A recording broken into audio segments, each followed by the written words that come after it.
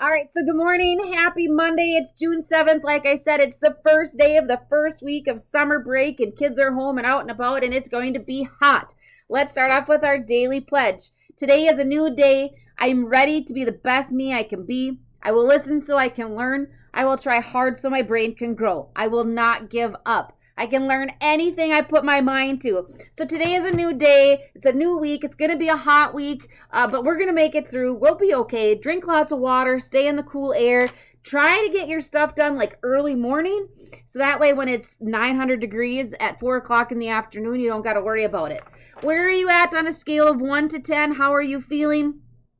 If you're not feeling well and your mental health is not doing okay, and maybe you've started to notice kind of a downward slope, let's start doing something about that. Get out your tool bag, get out your toolbox, start working on things that are going to help yourself. Our mental health ebbs and flows for every single one of us. One day we might be feeling really great, the next we're not. 1 hour we might be feeling really great, and the next we're not. But we need to use our tools, we need to use our skills, we need to reach out to our supports, and we just need to keep moving. That's kind of the key in recovery of mental health, is to keep working on things that are going to help yourself. Keep doing things. Don't just sit and wait for something to happen, because that's not going to happen. So like I said, even on days that we don't meet, I hope that you're still keeping yourself in check. I hope that you know where you're at. I don't know about you, but I kind of already do that in the mornings. You know when you wake up on the wrong side of the bed, or if you woke up feeling really great, you can feel that. You know what you need to do about that. If you woke up feeling bad, maybe you needed an extra cup of coffee or some music to turn your mood around before you go to work or before you go to appointments. So check yourself. The second your feet hit the floor out of bed, check yourself. How are you feeling, and what do you need to do for that day to improve things? Now, Motivation Monday, we're going to talk about instant gratification, okay? We live in a world of instant gratification. I can't even say her name because she's going to come up, but we have somebody on our phone. We have somebody, I have Alexa, we have like smart TVs, we don't even got to change the channel, we have cars that drive themselves, we have a lot of instant gratification around us. It trains our brains to want things now. We don't want to wait, we don't want to do anything to change it. That ruins our motivation.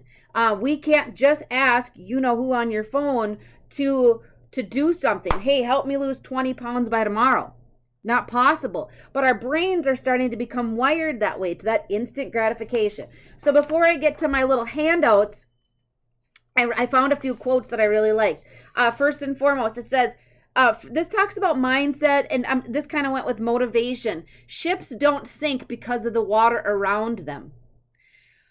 Don't let what's happening around you, ships sink because of the water that gets in them. Don't let what's happening around you get inside you and weigh you down. I like that. I think that's great. Ships don't sink because of the water around them. I can't even talk. That's a tongue twister. Ships sink because of the water that gets in them. Don't let stress, where I was going with all of this is, don't let stress and negativity bring you down. Don't let it in. It just weighs you down. It prevents you from working on your goals. It prevents you from being your best self. It really just impacts every second of our day. Shut out the stress, shut out the negativity, and don't let it sink you. Now, again, going back to instant gratification and motivation, patience. Waiting is hard, especially in a world of Zoom and you-know-who. Hurry, sooner, faster, fastest, now. Immediate results to instant gratification. The journey is half the lesson. Time is needed. Patience is key. Wait. Enjoy the process. Earn it. Savor knowing what is to come. Be grateful for the lessons you have learned. Breathe and be in the moment. Remember that all the good that is on the way, and be patient. No great thing is created suddenly. All right, so instant gratification. We live in a world now where we want something now. For instance, if you want to lose weight, okay, many of us females are like this. You know you are. I have done this 100 times. I starved myself for an entire day so that I could step on the scale, and I should have lost 20 pounds. Instant gratification. That's not how it works. You may not even lose 20 pounds in 1 year or 2 years. Patience, and we need to learn to do things that are positive in the here and now. So what is instant gratification? It is a term that refers to the temptation and resulting in a tendency to forgo a future benefit in order to obtain a less rewarding but more immediate benefit. We want something now. We're not willing to like put off certain things and like, you know, kind of modify certain things for the future. We want this now. When you desire something pleasurable, it's rare that you think, well, my stomach is rumbling and I would really love that delicious dish, but I'd rather wait another hour. None of us do that. How many of you are like, gosh, I'm really hungry, but I think I'm going to hold off? Most of the time, we go to the cupboard, we down everything that's in there, eat ourselves out of house and home, and then now we're satisfied. Instant gratification. We were hungry, we fed our bodies. However, after that, we usually feel a little guilty. It's a natural human urge to want good things and to want them now. It's almost certainly provided an evolutionary advantage for humans and their ancestors. All right. It says the flip side of instant gratification is called delayed gratification, or the decision to put off satisfying your desire in order to gain an even better reward or benefit in the future. So delayed gratification is the ability to diet and exercise and see how the process works in order to see if you can lose 20 pounds in a year. Instant gratification is to starve yourself a whole day or a whole week and assume that by the end of the week you lost 20 pounds. Does that make sense? So instant gratification and delayed gratification. Do you see how that ruins your motivation? When we have instant gratification, our expectation is so high and unrealistic, it's not going to happen. And then you know what happens? We say, forget it. I'm done. I'm not working on that. That's stupid. I starved myself and I gained 2 pounds. I'm not working on that ever again. But that doesn't make sense, right? It's unrealistic. It's silly. But it's just how our brain works. So here are 10 reasons why it's difficult. Okay, so there's always a desire to avoid delay. It's uncomfortable to engage in self-denial. And all of our instincts are to seize an opportunity and pleasure as it comes. All right. So it's not okay for us to be like, oh, that we don't want self-denial. We don't want to see that it's actually going to work. We have to work really hard to do that. And we don't like that it may take us 10 years to do A, B, C, and D. For instance, if you want to save money and you want to go on a trip, you want like money to fall out of the sky today so you can do that. Sometimes it's really hard for us to wrap our head around that it may take 5 years, or it might take you 6 months to get a project done at your house. Okay, you can't tear out a bedroom or whatever it is and do all of these things in one day. And so that's where sometimes why it's so hard for us not to engage in instant gratification is it's just too hard for our brains to accept that. Uncertainty. Okay, so why is it hard to avoid instant gratification? It's because of uncertainty. Generally, we are born with nearly infinite certainty and trust in others. But over time, we learn less sure of reliability of others and our future. This uncertainty can cause us to value the less beneficial, but certain and immediate over the more beneficial. Okay, so we want now. If we see something now, we're just going to take it because we don't know what's going to happen. And so life has taught us to really capitalize on things now, right? That's where that instant gratification comes in. It may not be the best deal, but we're impulsive and we don't know what's going to happen after that. We've lost that trust and uncertainty, and so you take it now. Age, as you've already, younger people have a tendency to be more impulsive. While older people with more life experiences are able to kind of take a step back, okay? Imagination. Choosing delayed gratification requires the ability to envision your desired future if you forgo your current desire. So isn't that interesting? If you don't have an imagination and you can't picture something, we cannot engage in delayed gratification because we just can't see it. We just don't get it. It's hard to see. That's why I say write things down so you can see them. That's going to help with that delayed gratification process. You're going to see it. You're going to see it every day. But if you can't see things and you don't write it down, a lot of times we're impulsive now. We do it now because we can't see over here. All we can see, we have like tunnel vision. All we can see is right now. This is what I want. This is what I'm going to do. And this is how it's going to work. And then when it doesn't happen, that's where we lose our motivation. We throw everything aside. We quit trying. We give up. And our attitude gets really poor. All right, next one. Cognitive capacity. So sometimes if we need to have that more forward thinking. Again, it comes back to being able to see the whole picture. We're impulsive. Emotion regulation. How many of us have acted on emotion? I know every single one of us have and continues to act on emotion.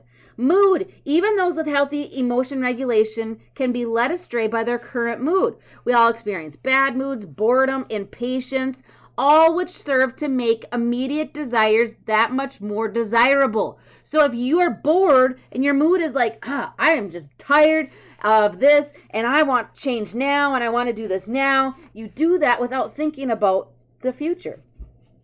Anticipation.